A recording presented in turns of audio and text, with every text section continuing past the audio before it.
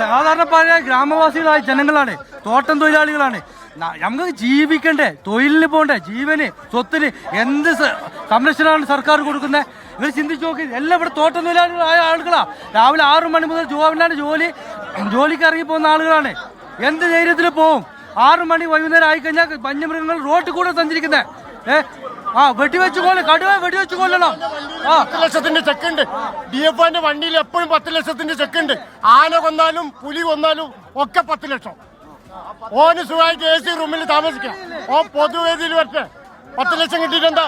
10 ലക്ഷം കൊണ്ടേ നോക്കിക്കോട്ടെ. ജനങ്ങൾക്ക് സുരക്ഷിതമാണ് വേണ്ടത്. ജനങ്ങൾക്ക് സുരക്ഷിതം വേണം. പൈസ വേണ്ട. താൽക്കാലിക സ്ഥിരമായ ഒരു സുരക്ഷിതം വേണം. പൈസ വേണ്ട.